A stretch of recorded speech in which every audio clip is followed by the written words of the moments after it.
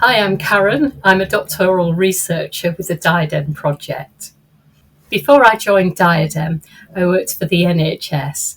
I worked for the NHS for about 20 years. I started my clinical career as an occupational therapist, and I worked with people with long-term physical health conditions.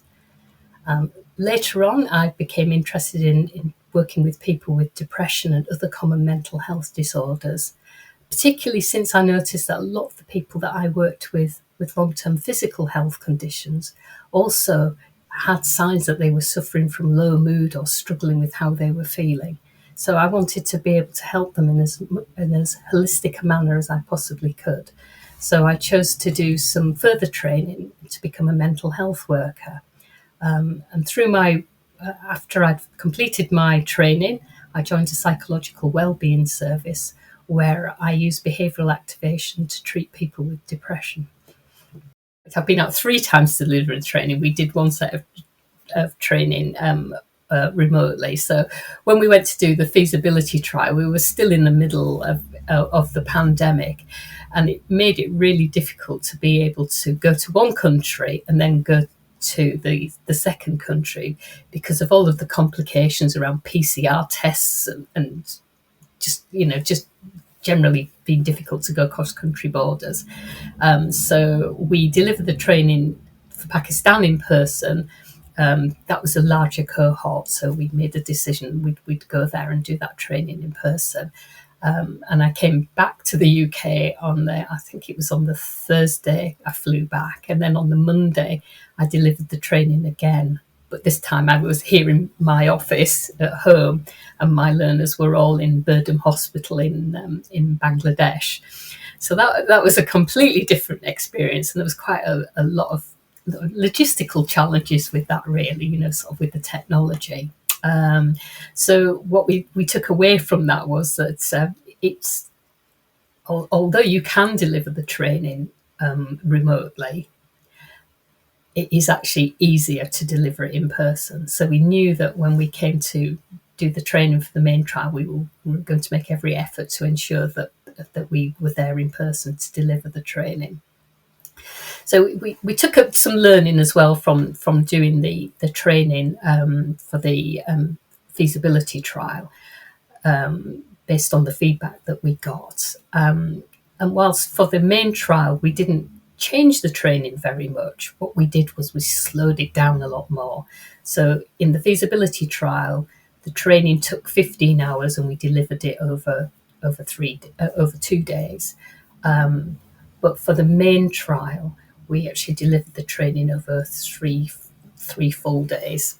But we just made sure that we gave a lot more time for giving a demonstration of the different skills and techniques. So we'd maybe run through how to set a SMART goal, or how to talk about the vicious cycle of depression, or how to go through the DAS questionnaire and the asking the risk questions, the suicide questions. And then we'd follow that up by getting all of our learners to form pairs or small groups of 3s and practice those skills. And then we'd come back and we'd have a talk about how that went. And whilst the learners were having a practice, we made sure that we kind of circulated around the room so that we could be there to help them. For me, that posed a few challenges in terms of language, because we wanted everybody to practice the skills that they were learning in their own language, so whether that was Bangla or Urdu, or whether they were using Pashto. But although the training itself was being delivered in English, but we did have some additional help in that members of the research team and the supervisors were also circulating around, so they could pick up on if people were having any difficulty with any of the things that they were practicing. So that they could interrupt and help them to sort of overcome that, or just change the way that they were doing things. And by circulating around myself, it did mean that people could stop and they could ask me questions in English. I wasn't by myself delivering the training either. So when I went to visit Pakistan, I went with a colleague. Her name is Pieta Goddard. She's also a psychological wellbeing practitioner. We actually did our training together, which is how we became introduced to one another. And she stayed within a psychological wellbeing service and progressed to being a supervisor. So she's got lots of supervisory experience as well as sort of lots of training experience. So she co-facilitated the training in Pakistan with me. And then when I went to Bangladesh, I went out with Dave Eakers, who, of course, is a real expert in delivering behavioural activation and he knows everything about behavioural activation. So he was really fantastic to work with as well. So, so I was never doing this alone for the main trial. There was always two of us delivering the training, which was just great. I think first time round, it was really hard in that we kind of hadn't, we expected there to be a challenge with language. And there was. It was really quite difficult at times. The first time in Pakistan, I worked with a couple of people from they were from the Institute of Psychiatry, but they weren't directly involved in the trial, and they were acting as translators for me.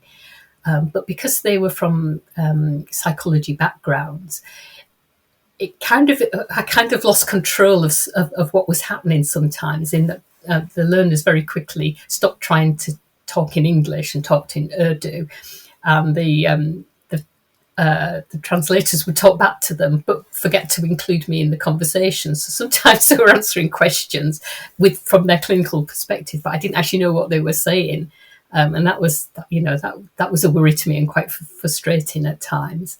And when I was delivering the training in Bangladesh, to try and conserve bandwidth, and because I think it's just a habit, every time the learners were practicing something, they would turn off they would mute themselves. So I'd be sitting in my office in York and I couldn't hear anything. So that was a bit frustrating as well. So it made us really think about things. The second time round, I think we thought a lot harder about ensuring that the people who were recruited to work on the programme they were more confident English speakers, which made it easier for them in terms of their learning, but also made it easier in terms of asking questions as well, so we could communicate better.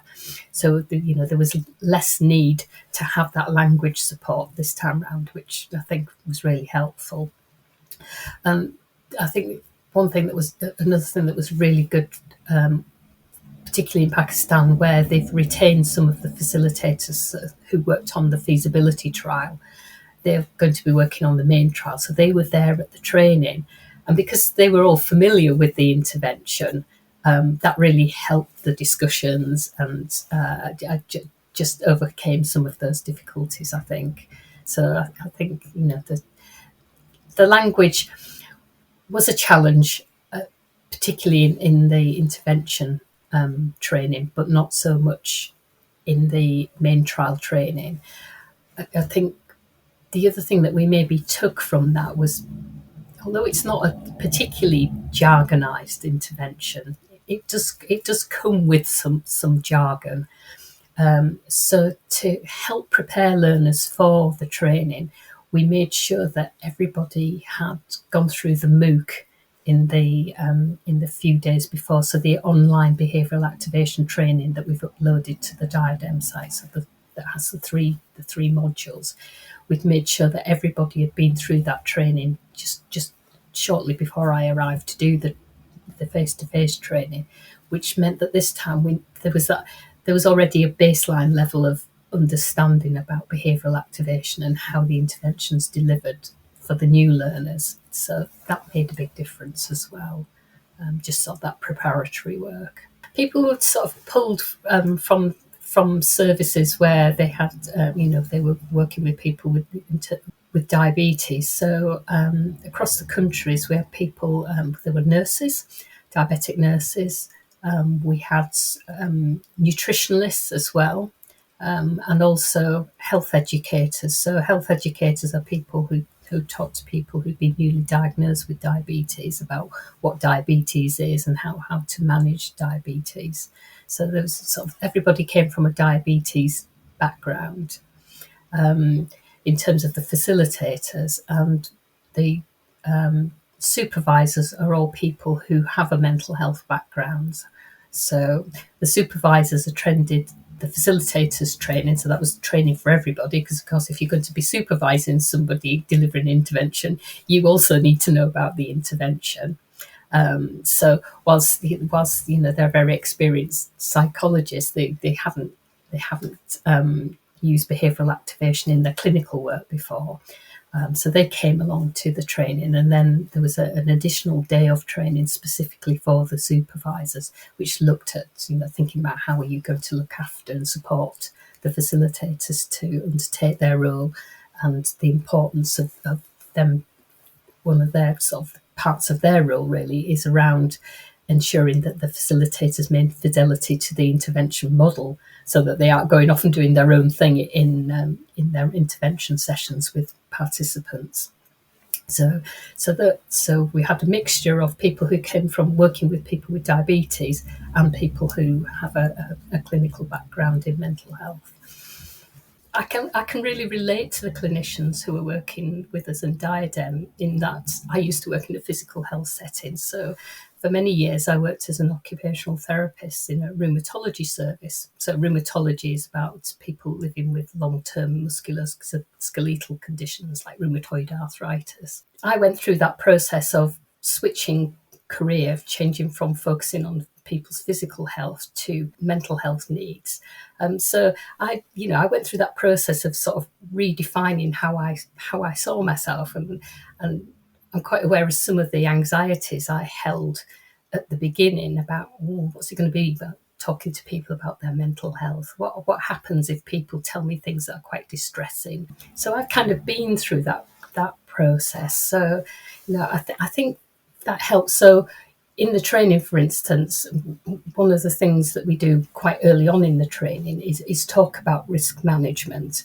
And, the learners very quickly start to show a lot of anxiety about that. So, we've really, really thought about how we introduce the concept of risk and risk management, and made sure that we spend a lot of time going through that part of the training to help the interventionists, the facilitators, to start to feel a bit more comfortable about thinking about it, about talking about it to one another, and then preparing them to be able to have those conversations with participants. It wasn't a surprise when people looked uncomfortable about that. I think perhaps for me, one of the things that I needed to be a bit more aware of is that it's never a nice subject to talk about. It's a difficult and emotive subject to talk. There's a lot of stigma around suicide and self-harming. So it's an especially emotive subject just to talk about generally, but also I think the facilitators is really quite worried about introducing that topic, having those conversations with their participants. It's just going to be that extra bit difficult, I think. So it's really important that we have time in the training to allow people to talk about that and discuss that. So we're not. It's not just a one-way process. We're telling them this is what we want you to do. We wanted the learners to have an opportunity to talk about it as well. So it's a much more of a two-way process. We can share our thoughts and experiences and how we feel about talking about risk. So I think that it was important that we made we designed the training in such a way that was possible. There's like a health literacy role really within the training in terms of self-care. So for the facilitators who've really, they've maybe never really had any kind of training around mental health or mental health awareness before, quite a lot of them were saying, well, actually, I can apply this to myself.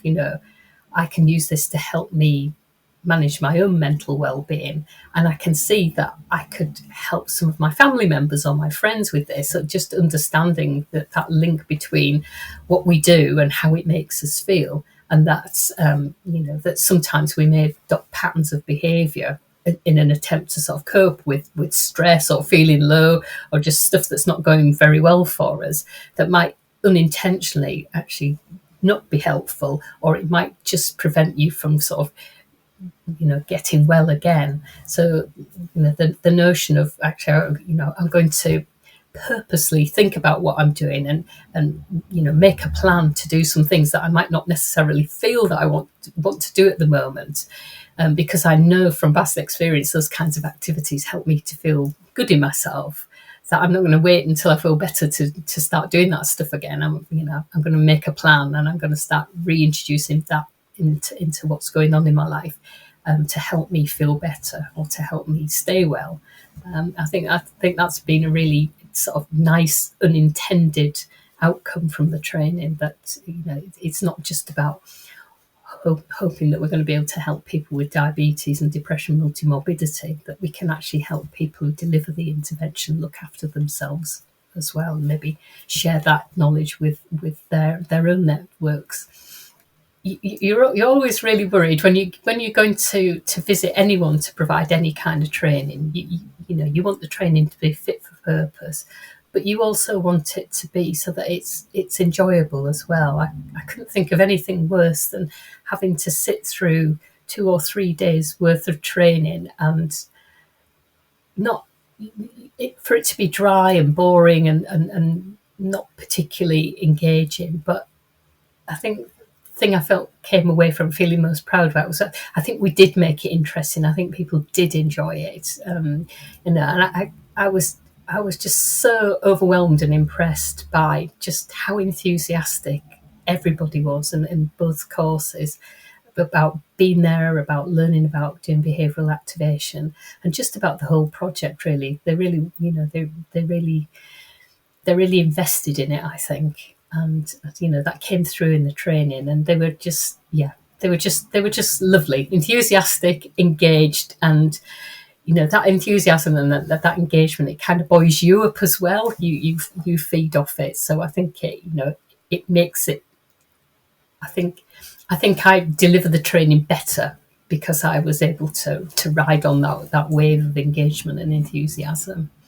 In Pakistan, they have 5 facilitators at each of 3 sites. So the sites are the Institute of Psychiatry in Rawalpindi, Peshawar, so it's Khyber Medical University, and then there's also another site, a place called Bide, which is in Karachi. So there's 3 sites, five facilitators at each site, and then there are four supervisors, 2 based in Rawalpindi and 2 based in Peshawar, and they will remotely supervise the facilitators in Karachi. And then in Bangladesh, we have 7 facilitators, two in Sylhet and 5 in Dhaka. And we have 2 supervisors who are both based in Dhaka. So from this point onwards, sort of the responsibility for looking after the facilitators kind of passes from me to the supervisors. So supervision it has 2 sort of elements to it, really. One is what we'd call case management supervision, which is just overseeing how many participants each facilitator is working with at any one time, and how are they progressing through the intervention. So they're maintaining fidelity to the intervention, are they seeing people at the correct sort of intervals and things like that. But they also do what we call clinical skills supervision, which is really an extension of the training that we give them. So as we come to the end of the training, we sort of round it up by just sharing with everybody that doing behavioural activation training is a bit like the preparation for doing your driving test, and the competency assessment that the facilitators have after the training, but before they start working with interventionists, is their driving test. but they don't really learn to drive until after they start going out by themselves. So in this case, they don't really learn to be behavioural activation interventionists, the facilitators, until they actually start working with the participants. That's where the real work is done. So the supervisors take on that role of helping the facilitators to really develop their skills as facilitators, and helping them to overcome any challenges and problems that they may face in undertaking that work. So, when participants throw up challenges in terms of they may be struggling to get on board with the intervention for some reason. There may be something happening at home. How can the facilitator help that person to overcome that challenge? Or it may be opportunities to get together as a group and do some group learning around improving their communication skills. So, I don't know, they might want to focus on something like different questioning styles, or using active listening, or it may be that they want to work on a particular concept within behavioural activation, like how best to explain the vicious cycle of depression to participants, or how best to explain the concept of the outside-in approach. So that learning is ongoing, really, and as people become more skilled, they become more competent, but also more confident in what they're doing as well. So again, we hope there'll be some legacy there as well, in that when the trial comes to an end, that we've really upskilled our facilitators in terms of those wider skills as well. You can also find out more about what we're doing in DiaDeM by visiting our website. So that's the Impact South Asia website. And of course, you can always follow us on social media as well.